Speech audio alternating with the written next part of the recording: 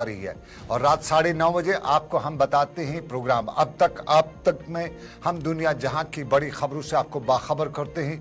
पिछले 24 घंटों के दौरान क्या कुछ दुनिया की सियासत, क्या कुछ हालात रहे, उससे आपको बाखबर करते हैं और आप बाखबर रहें, ये हमारी जिम्मेदारी है। और जिम्मेदारी को पूरा करते हुए प्रोग्राम अब तक में हम हर खबर पे नजर रखने की कोशिश करते हैं। लेकिन आज की हम पहली खबर जम्मू से लेंगे और जम्मू में आज माता वैष्णो देवी यूनिवर्सिटी का 9वां सालाना कन्वेंशन था और आज की इस तकरीब पर सब बड़े बुजुर्ग आए हुए थे। तुलबा भी थे, असातिज़ा भी थे, प्रोफेसर भी थे, लेक्चरार भी थे। शोबे जिंदगी के हर शोबे से, जिंदगी के हर तबके से लोग यहाँ पे मौजूद थे और आज के इस खास तकरीब पर जम्मू कश्मीर के लेफ्टिनेंट गवर्नर मनोज सिन्हा मेहमान जो चांसलर भी हैं वो मौजूद रहे और यहाँ पे दूसरे नुमाइंदों के साथ साथ दिल्ली से आए हुए मरकजी वजीर धर्मेंद्र प्रधान भी थे। तकरीब हुई और तकरीब पर तुलबा ने जो कुछ भी किया, जो कुछ भी निचोड़ उनकी ज़िंदगी का जो कुछ भी मफहूम था वो तो हासिल किया। लेकिन यहाँ धर्मेंद्र प्रधान ने अपनी तकरीर भी की, खिताब भी किया और धर्मेंद्र प्रधान ने जम्मू कश्मीर के लोगों के हवाले से भी बयान दिया। धर्मेंद्र प्रधान ने बताया कि वज़ीर-ए-आज़म नरेंद्र मोदी ने जम्मू कश्मीर के लोगों के साथ जितने भी वादे किए हैं उन्हें अमली जामा पहनाने के लिए संजीदगी के साथ इक़दाम उठाए जा रहे हैं और अवलीन तरजीह जम्मू कश्मीर में बुनियादी ढांचे का क़याम अमल में लाने की तरफ दिया जा रहा है। उन्होंने कहा कि वज़ीर-ए-आज़म ने साल 2016 में एम्स जम्मू कश्मीर के दोनों सूबों में अमलावरी लाने का ऐलान जो किया था वो बहुत जल्द मुकम्मल हो रहा है और जल्द जम्मू कश्मीर का वज़ीर-ए-आज़म दौरा करेंगे और उसका इफ्ताह भी करेंगे। उन्होंने बताया कि जम्मू कश्मीर और मुल्क के तुलबा को इकोसिस्टम एंड रिसर्च डेवलपमेंट की तरफ तवज्जो देनी चाहिए जिसके लिए उन्हें मौके दस्तयाब रखे गए हैं। यहाँ मीडिया से बात करते उन्होंने बताया कि हम एक नए जम्मू कश्मीर से गुजर रहे हैं और तामीर तरक्की के एक नए दौर का आगाज हो चुका है। उनके अल्फाज और उन्हीं अल्फाज में धर्मेंद्र प्रधान ने क्या बताया, सुनिएगा।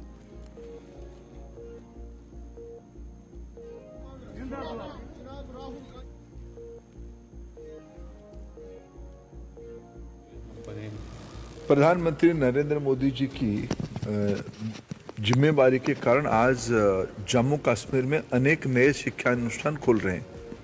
IIM जम्मू उसकी एक उदाहरण है। 2016 में निर्णय करके IIM जम्मू को ओपनिंग करवाया गया था। आज हम उसकी नई भवन की देखे उसको कुछ दिनों के बाद इसको प्रधानमंत्री स्वयं ही लोकार्पण करेंगे देश के लिए। वो आएंगे, इसको लोकार्पित किया जाएगा। IIM के साथ साथ IIT Jammu, AIIMS Jammu, AIIMS Srinagar, ये सारे इंस्टीट्यूशन यहाँ, NIT पहले से ही था, उसकी भी नए कैंपस, नए स्ट्रेंथनिंग के बारे में सोचा जा रहा है। सेंट्रल यूनिवर्सिटी जम्मू कश्मीर के बारे में भी सोचा, मैंने अच्छा भी उसकी प्रोग्रेस है। धीरे धीरे ऐसे ही तो जम्मू कश्मीर पहले से ही एजुकेशन में बहुत ऊंचे क्वालिटी की राज्य करके गिना जाता था। आज भी जम्मू कश्मीर में नौजवानों के अंदर जो प्रतिभा है ये सारे नेशनल इंस्टीट्यूशंस के माध्यम से बाहर आए और बाहर के बच्चे भी इस नेशनल इंस्टीट्यूशन में पढ़ के यहाँ की इकोसिस्टम को समझे, यही इस नेशनल इंस्टीट्यूशन की उद्देश्य है। IIM जम्मू बहुत अच्छा स्टूडेंट इकोसिस्टम को समझें और ये बताया धर्मेंद्र प्रधान ने, जहां पे जम्मू कश्मीर के लेफ्टिनेंट गवर्नर मनोज सिन्हा भी मौजूद थे। लेकिन मनोज सिन्हा यहाँ के साथ साथ एक और तकरीब पर भी मौजूद थे और ये जिस्मानी तौर पे कमज़ोर अफराद के हवाले से मुनक्कद तकरीब हो रही थी और मनोज सिन्हा ने यहाँ जिस्मानी तौर पर कमज़ोर अफराद को बेहतर से बेहतर सहूलियात फराहम करने की यकीन दहानी करते हुए बताया कि एक एक फ़र्द मिलकर मुल्क बनाता है और मुल्क में हर तरह के लोग रिहाइश पजीर होते हैं। जिस्मानी तौर पे कमज़ोर अफराद समाज के एक हिस्सा हैं और उन्हें भी बाइज़्ज़त ज़िंदगी गुजारने का वही हक है जो हर किसी को है, जो आपको है, जो मुझे है। मनोज सिन्हा ने बताया कि नाखेज़ अफराद के लिए जम्मू कश्मीर सरकार कई इक़दाम उठा रही है और साल 2022 में इन अफराद के लिए मुख्तलिफ इदारों में 384 असामियाँ भी पुर की गई हैं और अगले पड़ाव में 4474 की स्कीमों के ज़रिए ने राहत भी दी गई है। इस साल के दौरान 1000 के करीब लोगों को सरकारी मदद फराहम करने की कोशिश भी की गई और ऐसे अफराद के लिए सरकारी इदारों में 4% की जो रिजर्वेशन की हद मुकर्रर की गई है उस पर अमल किया जा रहा है। पब्लिक सर्विस कमीशन और सर्विस सिलेक्शन बोर्ड के जरिए जिस्मानी तौर पर ऐसे अफराद के असामी को पूर्ण किया जाएगा और इस सिलसिले में इकदाम उठाए जा रहे हैं। मनोज सिन्हा को जरा सुनते हैं।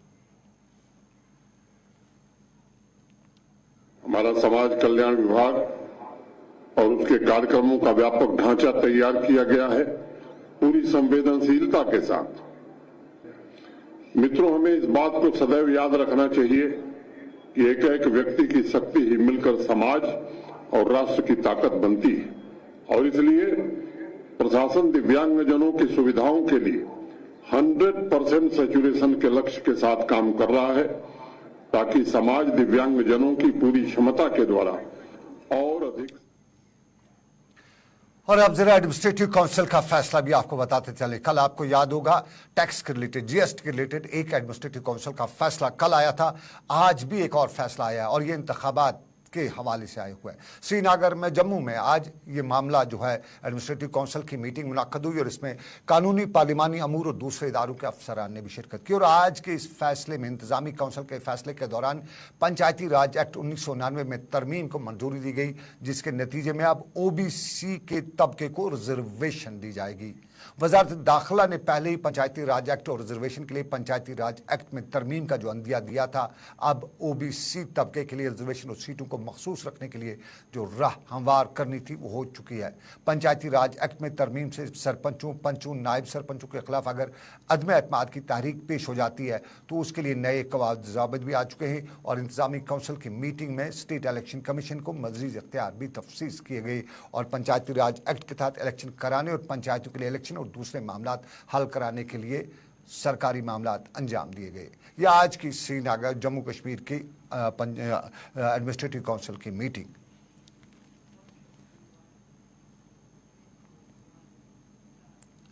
और चलिए अब जरा सियासत पे नजर डालते हैं। और सियासत में सबसे पहले कांग्रेस आज यौम तासीस मना रही थी। वो कश्मीर हो, वो जम्मू हो, मुल्क का कोई हिस्सा हो, कांग्रेस आज यौम तासीस के मौके पर खास तकरीबात कर रही थी। और आज का बड़ी तकरीब जो है कांग्रेस हेडक्वार्टर दिल्ली में मुनक्कद हुई, जहां पार्टी का परचम और मुल्क का परचम सदर पार्टी मल्लिकार्जुन खड़गे ने लहराया। कांग्रेस लीडर राहुल गांधी समेत यहां दूसरे लीडर भी मौजूद थे। लेकिन यह मामला यहीं पर रुका नहीं, क्योंकि अगला पड़ाव कांग्रेस का आज नागपुर का था। नागपुर के बारे में बहुत से लोग ये अंदिया ये बताते हैं कि आरएसएस का हेडक्वार्टर है और कांग्रेस ने शायद आरएसएस हेडक्वार्टर के पास आज की मेगा रैली तैयार हैं हम का जो इनेकाद किया था, ये आने वाले लोकसभा इंतखाबात में शायद ताकत का मुजाहरा करना था। एक अच्छी खासी रैली और इस रैली में पार्टी के साबिक सरबराह सोनिया गांधी और राहुल गांधी ने भी खिताब किया। कांग्रेस की पूरी वर्किंग कमेटी, रियासती यूनिटों के सरबराह और दूसरे जो कायदीन इस रैली में शरीक रहे। पार्टी के सरबराह मल्लिकार्जुन खड़गे ने जब तकरीर की तो बताया कि तैयार हैं हम, और इस तैयार हम में मल्लिकार्जुन खड़गे ने बताया कि हिंदुस्तान के नागपुर से दो नजरियात निकलते हैं। एक नजरिया तरक्की पसंदी का है, वो बाबा साहब अंबेडकर का है, और दूसरा नजरिया आरएसएस का है जो खड़गे के मुताबिक मुल्क को तबाह कर रहा है। लेकिन यार राहुल गांधी ने भी तकरीर की, और राहुल गांधी ने जब अपनी तकरीर की तो उन्होंने आज़ादी से पहले की बात करते हुए बताया कि इस मुल्क में सैकड़ों आए, मुगल आए, अंग्रेज आए, दूसरे लोग आए, सब आए चले गए, लेकिन हिंदुस्तान का हक अगर किसी के पास बचा रहा तो हिंदुस्तान की आवाम के पास बचा रहा। और कांग्रेस ने आईन बनाया, आवाम को हकूक दिए, और इस आईन ने सबको बराबरी के हकूक भी दिए। उनने कहा कि हिंदुस्तान की तारीख में पहली बार ऐसा किया गया कि लोग समझते हैं कि आज़ादी की जुज्जत सिर्फ अंग्रेज़ों के ख़िलाफ़ नहीं थी, बल्कि बादशाहों और हुक्मरानों के ख़िलाफ़ भी थी, और बादशाहों के अंग्रेज़ों के साथ शराकतदारी भी थी। कांग्रेस की शराकतदारी के ख़िलाफ़ जंग लड़ी है और आइंदा भी लड़ेगी। बीजेपी का बराह रास्त नाम तो नहीं लिया, लेकिन इशारों में बता दिया कि अंग्रेज़ों की लड़ाई के बाद एक और लड़ाई लड़ी जा रही है, और वो है तानाशाही की। बीजेपी को तानाशाही बताते हुए राहुल गांधी ने बताया कि वक्त आ चुका है, हम सबको एक नई शुरुआत करनी पड़ेगी। जरा राहुल को सुनते हैं और उसके बाद आपको एक और मामला भी दिखाएंगे कांग्रेस के हलकों का ही।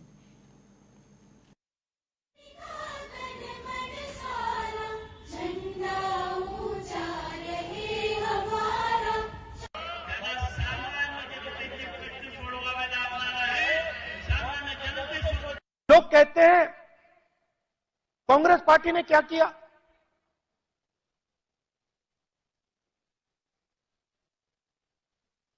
आजादी से पहले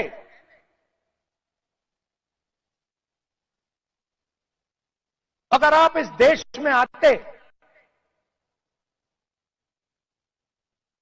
500-600 राजा थे, अंग्रेज थे, राजाओं का गन सलूट होता था।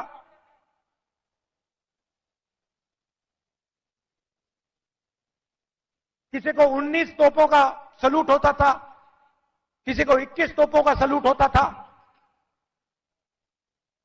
अगर हिंदुस्तान की जनता को इस देश में कोई अधिकार नहीं था, कोई अधिकार नहीं था,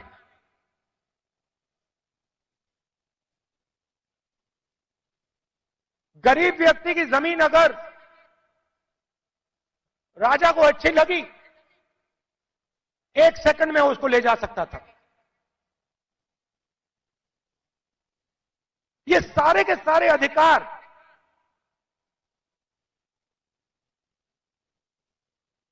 जिनकी रक्षा कॉन्स्टिट्यूशन करता है,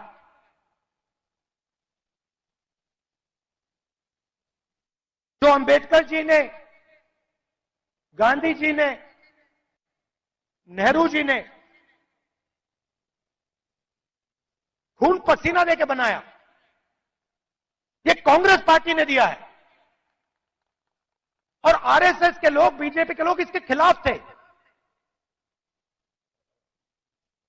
आज झंडे के सामने खड़े हो जाते हैं, सलूट मारते हैं।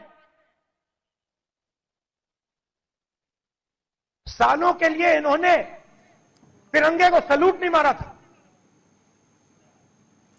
सालों तक बीजेपी ने तिरंगा को सलूट नहीं मारा और सालों तक नागपुर में आरएसएस हेडक्वार्टर पर तिरंगा नहीं लहराया जा रहा था। आज तिरंगे की बात कर रहे, ये बता रहे थे राहुल गांधी। लेकिन आपको बताएं, कांग्रेस ने श्रीनगर में भी किया, जम्मू में भी किया और आज के इस राइजिंग डे पे तकरीबात मुल्क भर में कांग्रेस हेडक्वार्टर्स पर हुई। उन तकरीबात पर नजर डालेंगे, लेकिन पहले एक छोटा सा तजारती वक्फा। हम ब्रेक के बाद मिलेंगे, तकरीबात की बात भी होगी और बड़ी खबर भी होगी। ये बड़ी खबर हम आपको बताएंगे, लेकिन तजारती वक्फे के बाद।